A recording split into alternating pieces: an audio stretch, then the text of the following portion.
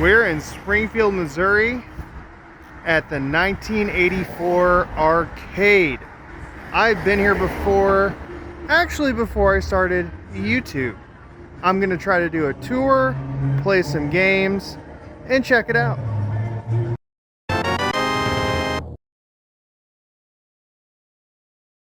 "1984 Arcade," located in Springfield, Missouri. You can find it downtown. The cost is $10 per person, and everything is on free play. In this video, we will take a full tour of every game in the arcade, the pinball area, the general arcade space, and the downstairs where you can host parties. They also have an overflow of games that don't fit upstairs. First off, we're going to check out their pins. Now, these pinball machines are not on free play, but I totally understand that. With the cost of owning and maintaining machines, they have a very good selection here. At 1984, they host numerous pinball and arcade tournaments. It was really cool to see some of the high scores and records that were made at this arcade. Also, if you love the 1980s, you will love this arcade because it's littered with 1980s pop culture everywhere. 1984 had a great selection of old and new pins. You will have a blast playing old pins that you played back in the day and discovering some new classics. Now I'll let you enjoy the sights of these glorious pinball machines. I could not record audio in 1984 because of the background music and fear of a copyright strike. Also, keep in mind I filmed this in August of 2020, so if you've been to 1984 and they change things around, let me know. Let me know if they got some new pinball machines or some new arcade machines.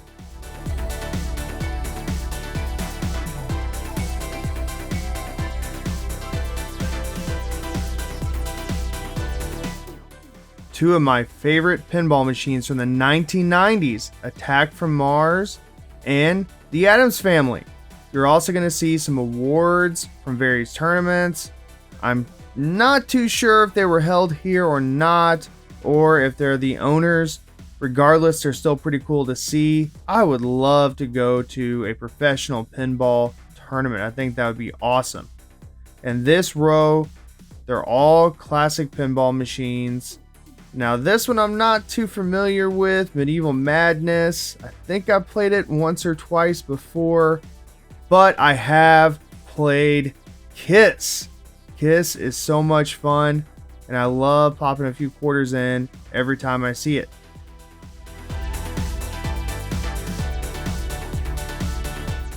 They also had a few retro pins. 8-ball here, never heard of it.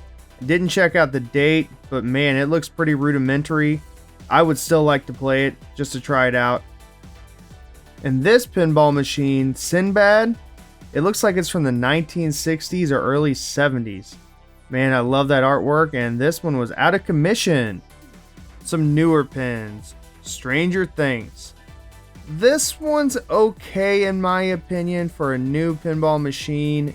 It's worth a try if you love the series, but in my humble opinion, this is the best pinball machine ever created.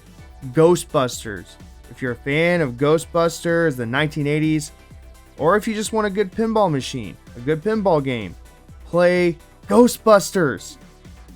That does it for all the pinball machines. Next up, the arcade floor. First up, we have a couple of classics. Galaga, which had Galaga 3, and also Defender. You can't go wrong with these two immortal classics. Now, 1984 is going to have everything you would want out of a 1980s arcade. Donkey Kong, Galaga, Defender, Pac-Man, Miss Pac-Man, you name it. Pretty much anything you would want from the 1980s. There's not a whole lot of 1990s arcade machines here, and that's okay. With a name like 1984, what would you expect, or what would you want?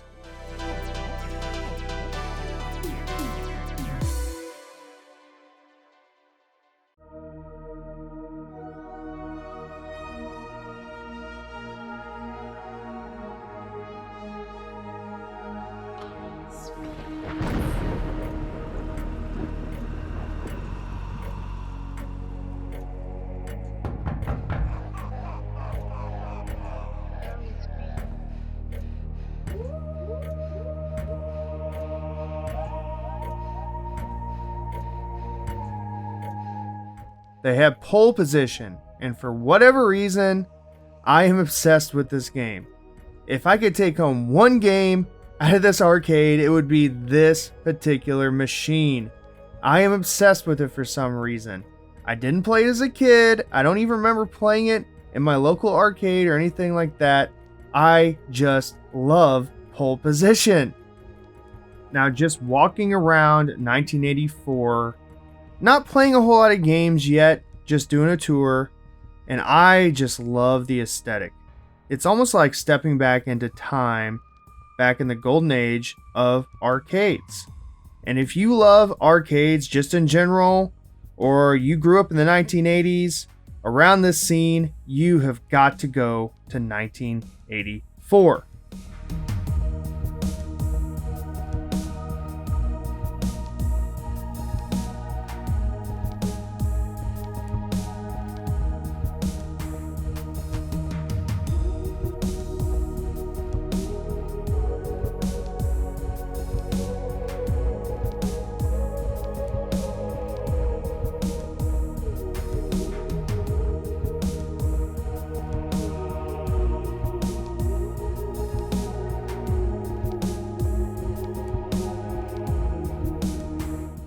I had to capture footage of this poster, the King of Kong, Billy Mitchell, Steve Wiebe, Walter Day. Of course, I had to. And here to our right, we're going to see an Atari football arcade machine from the 1970s. I actually remember playing a machine similar to this. I don't know if it was the exact same one. It might have been a newer one, but I played one at Free Play in Dallas, Texas area. Now, this next row of arcade machines is like the rogues gallery of the 1980s for arcade machines. Miss Pac-Man, you have Xevious, Centipede, Frogger, Galaga. You can't go wrong with having these arcade machines in your establishment. Good choices for representing the 1980s. Some of the best arcade machines in history. Some of the most popular. So why not have them in your arcade? Now this is something special. Star Wars sit-down arcade machine. Now you're going to see some footage at the very end of me playing this game. And if you ever see this anywhere, whether it's a stand-up or a sit-down, do yourself a favor and play this game at least one time. Yeah, I know it's vector graphics, but you gotta try it. Check out this Star Trek II Wrath of Khan movie poster. And they have so much 1980s nostalgia all over the place.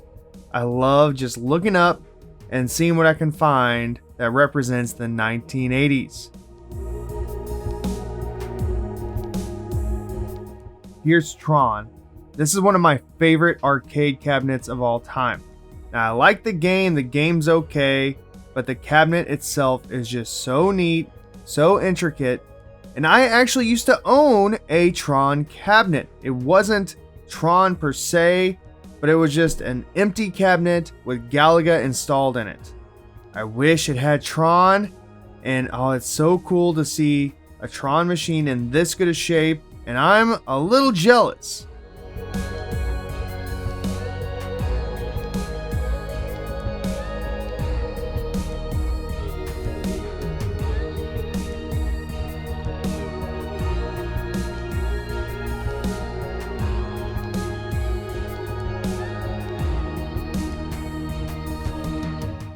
Three in a row here, we have Donkey Kong, we also have Donkey Kong Jr., and then Mario Brothers.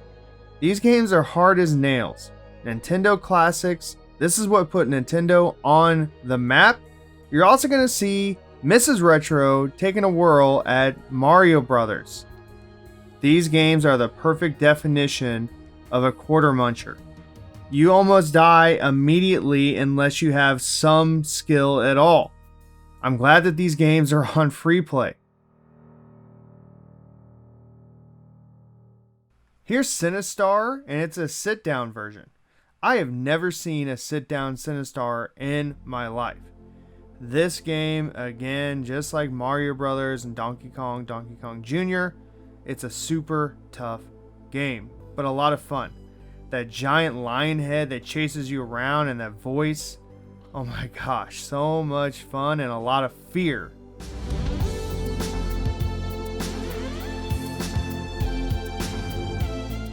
The last area of our tour is the downstairs area. This is the overflow of arcade machines, and these are your stranger, bizarre, not as popular arcade machines. Maybe they just didn't have room for them or they're rotating them out. I don't know.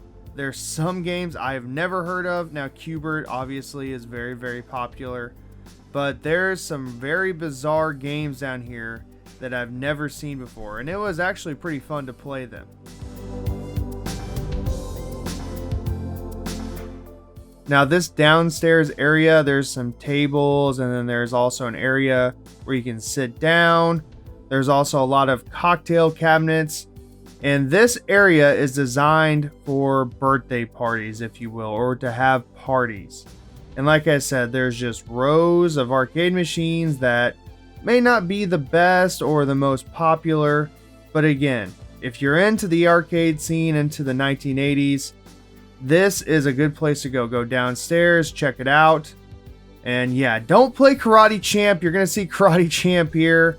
That is quite possibly one of the worst games ever made. And there's some oddities here for sure, like Vindicators. I actually remember playing that on the NES. And don't play Karate Champ. This game is atrocious. If you want to play one of the worst games ever made, knock yourself out. But if you're interested, if you're in the area, Springfield area, and you want to have a party or a birthday party or get together with your friends, check this place out. And it's very, very affordable. Even if it's just you and a few friends, $10, free play for the entire night. They have food. You can also buy some shirts. I bought a shirt and I also bought a few stickers. And it's just nice to support local businesses that want to keep this arcade hobby alive. I miss walking into arcades, playing games, and just going into places like this. Just, oh man, it brings back so many memories, so many fun times with my friends, and I love just playing these games. This is the coolest room in the arcade. This is their Ghostbuster room, and it's an homage to the Ghostbuster franchise. I love Ghostbusters. I grew up on Ghostbusters, and oh, it's just so cool to see all of this. You could tell that the owners love Ghostbusters, and I absolutely love this sign you're going to see, and I'm just going to let you guys enjoy it. And it's just so cool to have this down in the basement. And I'm so glad that the owners did this. This is one of the coolest things that they did in the arcade.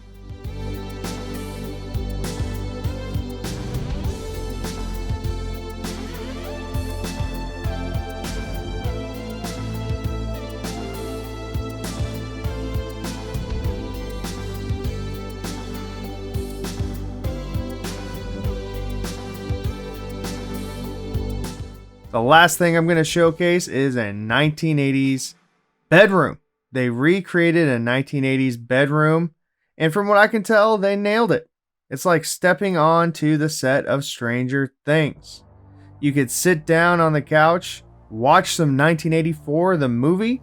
You can explore the entire room. They have nooks and crannies. They have shelves, drawers you can open up, and there's some hidden surprises here and there. And it's just very cool to see this kind of thing. It reminds me when we went to the National Video Game Museum and they had a 1980s bedroom recreated where you can play the Atari 2600.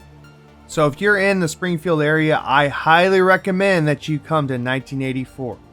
The next thing you're going to see is me trying out the Star Wars sit-down arcade machine. I hope you enjoyed this tour. Thanks for watching, guys.